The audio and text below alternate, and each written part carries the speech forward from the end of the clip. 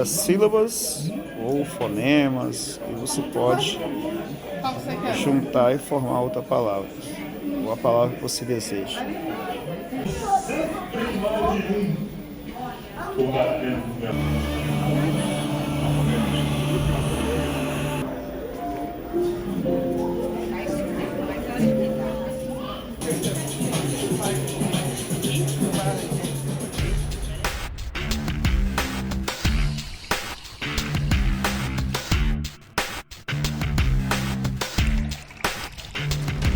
São Paulo,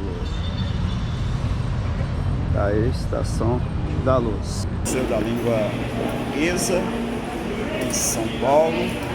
Ali nós temos uma galera que vai fazer a visita individual, e aqui estamos montando um grupo para a visita temática, em que o monitor nos orienta a respeito das coisas. Vou descer com a funcionária aqui, a filmagem é livre, só não pode usar flash. Vamos aqui pegar a fila, poder autenticar o ingresso, para a gente conhecer um pouco do museu.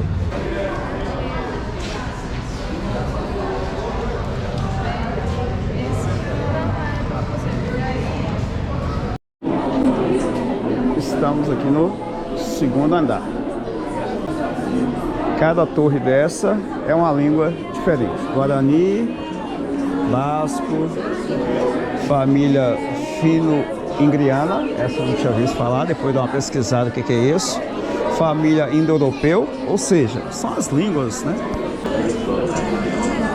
Família Tupi-Guarani, família Indo-Europeia, né? E aqui você pode escutar um pouquinho disso. Família semítica, israelenses e outros. Indo-Europeia de novo. Chavante, grego. Então pensa no máximo. Quando a gente chega no máximo, é tudo muito silencioso, não é? Tem aquela coisa Fica mais perto, não pode ficar aqui, não pode fazer isso, né? Esse museu aqui é o primeiro museu tecnológico do Brasil. Então, diferente do MASP, diferente de outros museus, esse daqui vocês podem tocar mesmo. Então, qualquer dúvida que vocês tiverem, vocês podem ir perguntando, se for surgindo questões, interesse, ou concordar ou discordar, às vezes, do que eu estou falando também. Esse é um espaço aberto para a gente dialogar, fechou? Galera, vocês acham que o museu, antes do incêndio, é o mesmo museu que tem depois do incêndio? Não? Por que não? A tentativa é reconstruir o original. Então eu vou começar assim. A gente tem a ideia, às vezes, de o museu pegou fogo. Muitas das peças que tinham queimaram, certo? Então a gente tem uma diferença de museus. Por exemplo, existem museus de cultura material e existem museus de cultura imaterial. Muita coisa mudou. Então é um museu que tem muitas coisas nos conteúdos, mas muita coisa mudou também. Porque o tipo de debate que você tem em torno da língua, em torno dos museus, em torno de cultura, né? Mudou também, né? Se a gente parar para pensar, por exemplo, há 7 anos atrás, a gente não tinha palavras como TikTok, portuguesa. A língua portuguesa é viva. Então ela vai se transformar e ela vai continuar se transformando sem parar. Né? Enquanto existirem falantes da língua portuguesa, a língua portuguesa vai se transformar. Vocês querem fazer um teste? Ó, a gente tem aqui uma galera nova e uma galera mais velha, certo? Pergunta: como vocês saberiam que alguém morreu? Alguma coisa morreu? Faleceu! Bateu as botas, como é que é? Verdade, então o museu tem muita coisa que era, mas também tem muita coisa nova, certo? Geraldo, isso é uma outra questão do nosso museu. A exposição que teve no Guimarães Rosa e da Clarice Lispector são as exposições temporárias, né? Então são exposições que acontecem no primeiro andar. A gente ainda tem as exposições temporárias, né? Então, quando vocês vierem aqui de novo daqui 3 meses, eu acho que já vai ter mudado, né?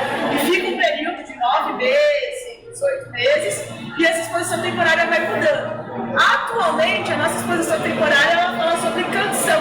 Essa é a nossa canção, o nome da exposição, tá?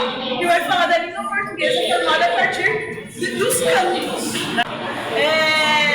E na próxima vai ser sobre línguas africanas. Esse andar aqui, ele se chama Viagens da Língua.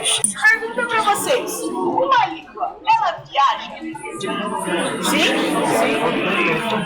Opa, oi? Viaja para outros continentes? E como que uma língua viaja? Exatamente, né? Então a língua ela não vai entrar num avião e sair, né? Ela não vai se mandar uma mensagem no WhatsApp sozinha. A língua ela precisa do seu locutor, ela precisa do seu falante. Tem dois jeitos de uma língua morrer. A primeira é a partir de matar todos os seus falantes, né? Que é o que aconteceu com diversas línguas indígenas, tá? No Brasil, antes da invasão portuguesa, existiam mais de 1000 línguas indígenas diferentes. Hoje em dia, existem 175. Aliás, tem 3 jeitos de línguas morrendo, beleza? O primeiro é matando todo mundo que fala essa língua, né? Então, a partir do genocídio. A segunda é você impondo a sua língua e acabando com a cultura desses outros falantes, né? Então, existem muitas etnias, muitos povos indígenas que ainda existem, mas não falam mais as suas línguas, porque foi imposto o português, tá? E o terceiro jeito é o que a gente vai ver agora, que é, essa língua, ela se transformou tanto que ela acabou deixando de ser falada, certo? Por que língua será que aconteceu isso? Latim, boa, é isso mesmo. Indo-europeu. Indo-europeu, vocês já ouviram falar sobre isso? Indo-europeu? Não? Ó, o indo-europeu é uma protolíngua. O indo-europeu é essa protolíngua, que ela foi se espalhando pelo mundo, né? E foi se transformando a partir das pessoas. E aí aqui então, o que a gente está vendo aqui é como se fosse a árvore genealógica do português. Então, ó, o português também tem uma família, né? Então aqui está o português. Quem é a mãe do português? Latim. Latim. Quem que é a avó do português? Quem que é a bisavó do português? É o centum, aqui não dá pra gente ver, tá? Mas é o centum. E quem que é a tataravó do português? Indo-europeu, tá? Então tudo isso daqui é a árvore genealógica da língua portuguesa. O indo-europeu tem mais de 2000 línguas, beleza? Aqui está representado apenas essas, tá? Que são as mais faladas. O latim aqui é uma língua morta. O que significa? Que o latim, ninguém mais nasce e aprende o latim. Apesar dele ser falado tipo, no Vaticano, ou missa, ou nas redes científicas, né? Ele não é mais transformado. Tudo que a gente conhece do latim hoje é o que você tem que conhecer. Então ele é uma língua morta, tá? O italiano não é. Ó, porque é da mesma família. O italiano é irmão do português, tá? Vocês já pararam para prestar atenção? Se a gente presta muita atenção e escuta bastante assim, o espanhol, o italiano, ou até mesmo o francês, a gente consegue entender algumas coisas mesmo sem falar a língua. Isso se dá porque eles são parentes. Tá? Vocês falam português, vocês falam brasileiro ou outra coisa? Quando vocês vão botar a legenda na Netflix, vocês colocam qual? Brasileiro. Português do Brasil. A gente não coloca português, a gente coloca português BR, né? Por que a gente coloca português BR e não português, se a gente fala português? Porque tem algumas palavras diferentes da nossa. Então é a mesma língua ou não é a mesma língua? Mas a tradução, por exemplo, rapariga. Exatamente, né? Se a gente falar rapariga aqui no Brasil, o negócio já fica feio, né? A fila lá é bicha. A bicha, vacina é pica. Em Portugal você vai na bicha pra levar pica. Ó, né? Que você vai na fila pra tomar vacina, né? Então as palavras são diferentes, né? O português do Brasil é diferente do português de Portugal, que é diferente do português de Angola, que é diferente de Moçambique, que é diferente de Timor-Leste, que é diferente de Macau. Existem 13 lugares no mundo que se fala a língua portuguesa. Tá? Agora, pergunta importante. Por que o português do Brasil, e o português de Angola, e o português de Moçambique, e o português de Portugal, são tão diferentes entre si e nesses outros países?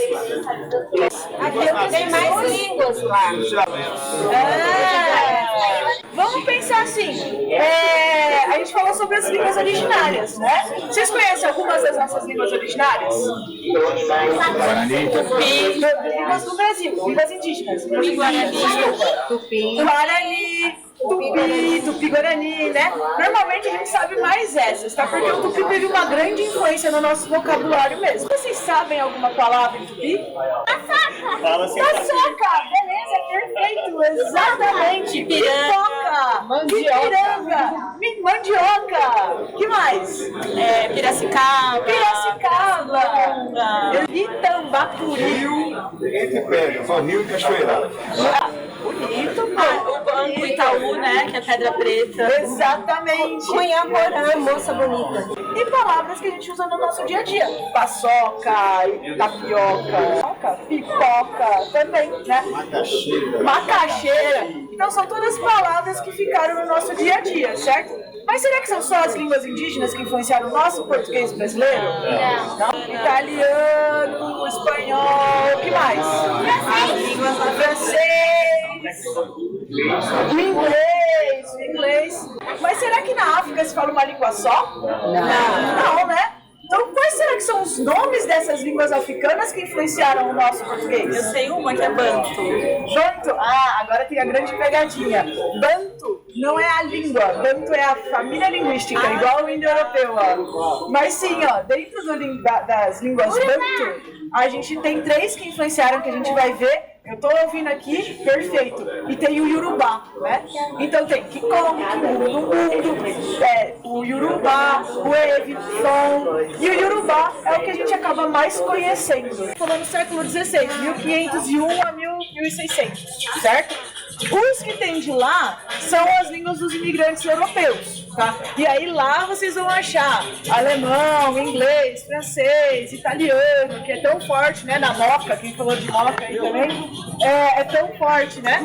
Eu prefiro dar visibilidade para esses daqui, tá? Porque é a base do nosso português brasileiro, certo? Então, ó, esses totens aqui, todas essas palavras que estão aqui, ó, todas essas palavras vieram do Tupinambá. O que significa capivara? Animal, né? É o maior roedor do mundo, beleza? Então a gente pegou essas palavras emprestadas e a gente transformou, adaptou-as no português. Será que existia a palavra capivara em Portugal antes de 1500? Não, porque não tinha capivara lá, né? É daqui, ele é um animal típico aqui das Américas do Sul, certo? E aí eu vou falar só por curiosidade, mas eu também não vou entrar muito nesse assunto para não pesar. Porque o Tupinambá era a língua geral falada aqui em São Paulo, principalmente no Brasil, até 1754, tá? Então, com a invasão portuguesa, não foi uma coisa assim, todo mundo saiu falando português. Não. Até 1754, 254 anos foi se falado Tupinambá. E só agora, que depois disso, que foi imposto o português, tá? Esse daqui é a língua que vem da família Bantu, né? Da língua Bantu, da família Bantu, que é o Kikongo, Kimbundu e Umbundu. Existem também mais de não sei quantas mil línguas que vieram da família Bantu, tá? Aqui no Brasil, a gente é influenciada por essas 3. Que veio principalmente aqui, ó, dos povos que hoje que ocupam, né, o que hoje a gente conhece por Angola, de um povo chamado Bakongo. Mas o que é importante da gente saber? Às vezes a gente, quando fala de África, fala, nossa, a África foi toda escravizada e a África toda veio pro Brasil aqui como pessoas escravizadas, tá? Não é verdade, tá? Quando a gente fala dessas línguas, a gente está falando de um povo muito específico que ocupa principalmente o que hoje a gente chama de Angola, tá? A África é tudo isso aqui, certo? Então a gente está falando de um pedacinho. Mas o português do Brasil está muito mais perto do português de Angola do que do português de Portugal. Porque, pra gente, a gente foi influenciado pelo Kikongo, pelo Kimbundu e pelo Umbundu. Sabe essas estruturas de frase que a gente faz? Vocês sabem por que a gente fala te amo e não amo-te? Né? Que o amo-te é o gramaticalmente correto, tá? Porque no Kikongo, ele faz essa mudança, né? De onde que vai o T, né? Eu particularmente acho mais bonito, né? Aquela coisa. Mas vocês conhecem alguma palavra que veio do Kikongo, do Kimbundu, do Umbundu? Eu sei contar até 5. Conta aí. Mozefaro, tato, quando bare. Nossa, é bonito. Aonde você vai? O Endapi. É bonito, pô. Que legal isso, nossa. E aqui a gente tem todas essas palavras que estão aqui, que eu particularmente acho que também são as mais bonitas da língua portuguesa brasileira, tá? Que são todas essas que estão aqui. Miçanga, vocês conhecem a palavra miçanga? Sim. Que faz pulseirinha, né? Ó, pequena conta colorida de massa de vidro. Tem, ó, então a palavra cafuné, a palavra chamego, moleque, aqui, ó. Moleque. Menino, garoto que veio do Moleque. Kikongo, Kimbundo e Mundo. Fala bem parecido, né? Ó. Moleque. Moleque. Por que ele escrito ama de leite? Ah, Isabel, essa pergunta é muito boa. Isso. Eu não uso mais, né, hoje. Por quê? Porque às vezes a gente muda a palavra e às vezes a gente muda o significado dela também, né? Então uma quimbaba, por exemplo, que lá na Angola, lá no povo Bakongo, né, nesse povo que fala essa língua, eles usavam isso como ama de leite. Então é uma coisa que todas as mulheres cuidam de todos os filhos. Vamos colocar assim. Mama de leite é, por exemplo, assim, quando uma mãe está amamentando e ela não produz leite suficiente, ela pode, por exemplo, ter uma amiga que também está amamentando nesse momento e que produz muito leite. E aí você meio que empresta o seu filho para ela para amamentar e você vai fazendo isso em conjunto. O agogô, que é um instrumento que toca nas rodas de capoeira, tá? Por que o Yorubá é mais conhecido do que as outras línguas? O povo Yorubá foi um povo que foram as últimas pessoas que vieram traficadas como pessoas escravizadas para o Brasil, legalmente. Beleza? Depois continuou-se esse processo de tráfico de pessoas, tá? Mas o povo Yorubá foi o último, certo? E eles pararam ali, principalmente na região da Bahia, mas se espalha pelo Brasil todo. Essa língua Yorubá, ela não influenciou tanto a questão do nosso léxico, da nossa fala, tá? E nem da nossa estrutura de falar, não, nem em palavras, nem na estrutura que a gente fala essas frases. Só que eles influenciaram em coisas muito importantes para a nossa cultura também, que é justamente a questão da dança, a questão dos ritmos da música, principalmente a questão religiosa do Brasil. De qualquer maneira, com certeza todo mundo aqui já ouviu falar de Iemanjá, certo? Tem alguém aqui que nunca ouviu falar de Iemanjá? Né? Todo mundo aqui já ouviu falar, por exemplo, de Exu, né? Exu é menos, né? Iemanjá é mais, né? Ou de outras questões, Ogum, né? Por quê? Esses são os orixás, não, são divindades que vêm de uma outra religião, que aqui no Brasil recebeu o nome de Umbanda e Candomblé. São duas religiões tipicamente brasileiras, tá? E por que a gente sabe mais o Yorubá? Porque nas casas de reza ainda é utilizada a língua Yorubá para fazer as preces, para fazer os cantos. Ogum é na Umbanda, porque na realidade é São Jorge, não é? Essa pergunta é muito boa e essa pergunta é complexa. É complexa, porque o Ogum é São Jorge na Umbanda, mas Ogum é o Ogum no Candomblé. Tem uma coisa que aconteceu aqui no Brasil, e é isso que é tão forte aqui pra gente, por isso que eu tô falando que é importante, que influenciou muito a nossa cultura, que é uma coisa que se chama sincretismo religioso. Mas sincretismo religioso é quando você tem que exercer a sua religião, você quer exercer a sua religião, mas você é proibido de exercer a sua religião. E aí a gente tem na Igreja Católica os santos. E esses santos também têm poderes, e também têm coisas de cura, e tem características que se assemelham aos orixás, né? Então não é como se o Ogum fosse o São Jorge, eles são a mesma pessoa, né? É a mesma entidade, né? Isso dentro da Umbanda, porque a Umbanda ela abarcou tanto os orixás quanto o catolicismo, quanto o espiritismo, se eu não me engano, né? Mas ele fez esse sincretismo religioso e formou essa religião, que é uma religião de vista Mariana, e tem a ver questão também do culto, né, na época, porque os escravos, os escravizados, né, não poderiam exercer o culto deles. Exatamente. Pode falar melhor, pode continuar. Não, continua, vamos lá. Como os escravizados, né, as pessoas que vinham para o Brasil, ou escravizados, ou vendidos, né, tem toda a história por trás disso aí, aqui eles não poderiam exercer a fé deles, então eles faziam o sincretismo religioso, fingiam que estavam adorando São Jorge, mas na verdade estavam adorando Ogum. Exato. E assim outras, Emanjá, por isso está tudo relacionado, né? Ele falou da questão do preconceito, né? E esse preconceito religioso, preconceito linguístico, religioso, ele parte justamente desse projeto de achar que, por exemplo, candomblé ou umbanda vão falar, por exemplo, de capeta, né? Falar, nossa, Exu é o diabo. Mas na verdade não é, porque a única ideia, a única religião que tem a ideia de diabo e Deus, né? Que tem essa coisa dessa dualidade é justamente a igreja cristã, a igreja católica. Eu vou falar da igreja católica porque a gente está falando de antes, né? Não existia ainda evangélico. A lógica que se tem na igreja católica não se aplica no candomblé, não se aplica na umbanda, porque é uma religião diferente. Do mesmo jeito que o budismo é uma religião diferente, do mesmo jeito que quais outras?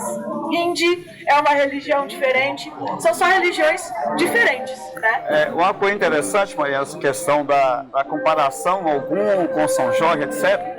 Porque se você estudar as características, igual você já colocou um pouco aí, né? As características de São Jorge e as características de Ogum são muito similares. Sim, muito. E aí o que acontece? O pessoal assimilou também, os escravizados assimilaram. Exato. E enganou os padres, né? E é isso, você vai assimilando e transformando. Isso. Por isso que esse totem aqui ele é tão importante, porque ele vai falar justamente dessa questão religiosa. E a gente fala, mas sei lá, eu não sou da Umbanda, eu não sou candomblé, mas a gente tem as nossas características, o nosso culto, por exemplo, de usar branco no ano novo, né? Quem tava de branco no ano novo, né? É uma característica. Isso a gente faz em homenagem a Iemanjá, né? Quem vai pra praia pula 7 ondinhas, né? Isso tá dentro. Quem aqui foi em benzedeira? Benzedeira é bom. Benzedeira, ó, tá ligado também com as religiões africanas e com as religiões indígenas. Onde explica a origem das línguas. Isso aqui é um local onde você interage com as palavras e vai juntando e formando letras. Aqui é um local onde você interage. Aqui é o local onde você interage com as palavras, né? Você pode formar outras letras, formar frases. Então agora a galera está fazendo aqui, ó, muito interessante. Precoce. E aí vem várias sílabas ou fonemas e você pode juntar e formar outra palavra, ou a palavra que você deseja.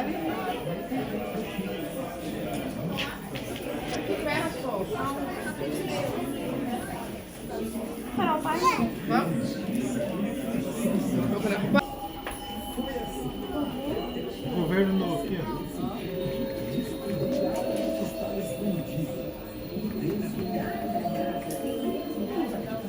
Isso aqui demora demais, né?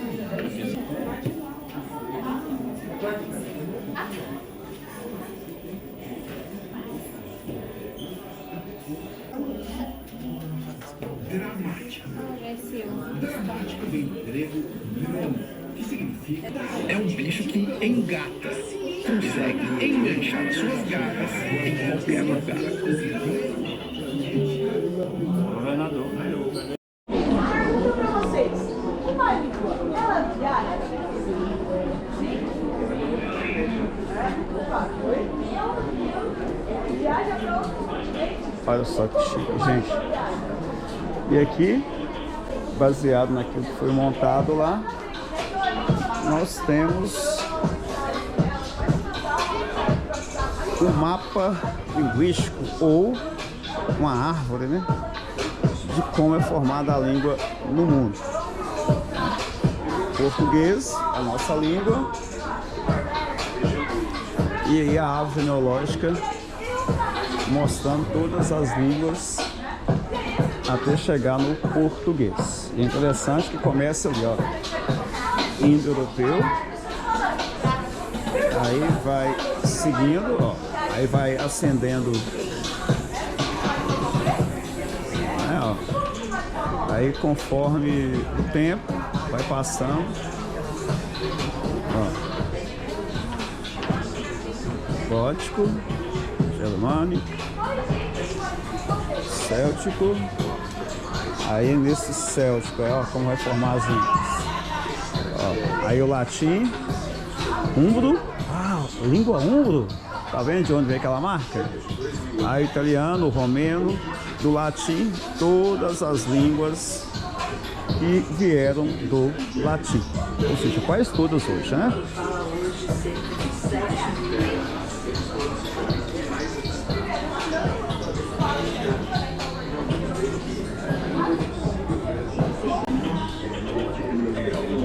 Se você pega e do lado de cá, espanto, né? Várias formas da escrita. Mas como é possível que línguas faladas em lugares tão distantes sejam relacionadas?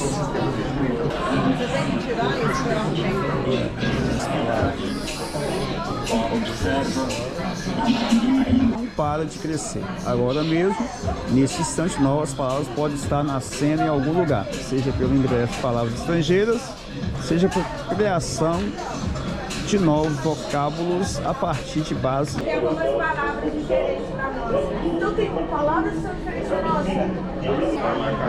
Mas a tradução, por exemplo, não é barriga. É, exatamente.